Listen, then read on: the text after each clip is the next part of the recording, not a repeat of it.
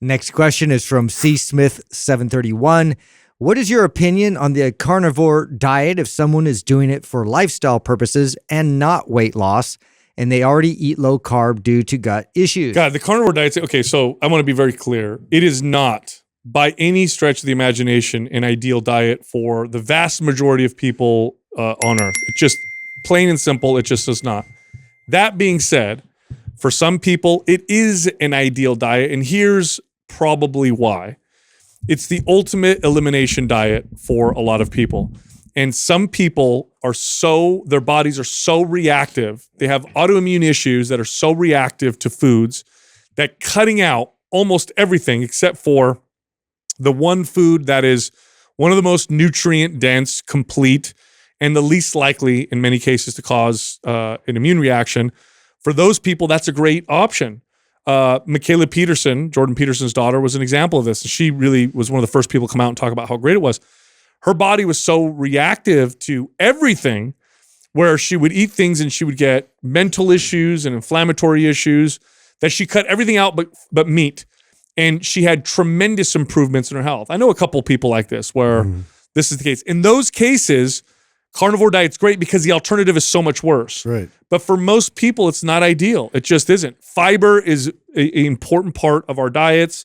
There are other types of nutrients found in other foods that you're not going to necessarily find in meat that probably are beneficial. Plus, your quality of life isn't going to be that great if all you can eat is one food. To me, that's the real one here, because the question says, for lifestyle purposes. For lifestyle purposes, that fucking sucks. Yeah. You know what I'm saying? To eat just Pretty limiting. Pretty limiting. It's as limited as it gets. It's the most limited diet. It doesn't get any more limited than that. That's crazy. That's more limited than Just the vegans meat, are. please. Yeah. It's just not a long-term strategy. Now, to Sal's point, do I think it's a decent strategy to get to the bottom of your gut issues? Like, yeah, you eliminate down to one food and you're going to see all those potential things go away. And then you can, but to me, that would not be the end goal. The end goal would then to be, okay, now let's start reintroducing some of these foods that I would like to be able to have for the rest of my life and see how my body responds. And so to me, it's like, why not have a diet like that? Like, why eliminate everything just down to meat? Just because, that makes you feel good. Why not find out, does potatoes make you feel that way? Does sweet potatoes make you feel that way? Does yams make you feel that way? Does quinoa make you feel that way? Does rice make you feel that way? Like, are there certain vegetables that you can eat that make you feel that way? And if all those other foods don't disrupt your gut and make you feel okay, why not have a carnivore-esque type of diet where you eat mostly meat, but then you introduce some of these other foods that agree with your body, and now you have more variety? Like, to me, this is why I can't stand. There's more work involved. That's why I can't fucking stand diets, because it becomes like a religion where it's like all or nothing. It's like, it doesn't have to be all or nothing. And it doesn't mean that all of these different diets don't have value. They wouldn't get as popular as they were if they didn't help a ton of people, right? Well, I get it once it's like you've finally found the thing. Like maybe you have been suffering from all of those autoimmune issues and all this, and nothing's worked, and now all of a sudden you've reduced it down to just meat, and it's like, I can handle this. But then it's just, to me, it seems like if there's a parallel to this, it would be like, I can't do squats anymore.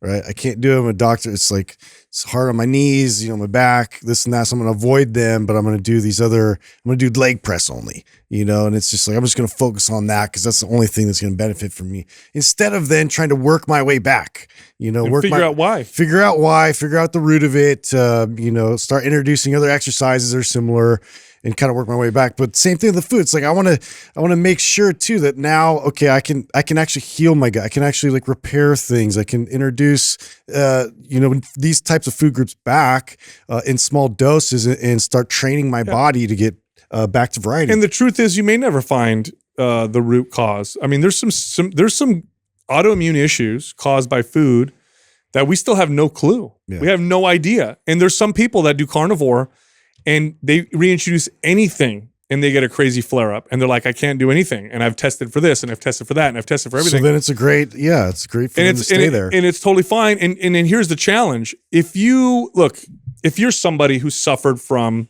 terrible autoimmune issues, inflammation, skin issues, depression or anxiety, like mental health issues, and then you go carnivore and you all of a sudden cured all those things, you know what you're going to become?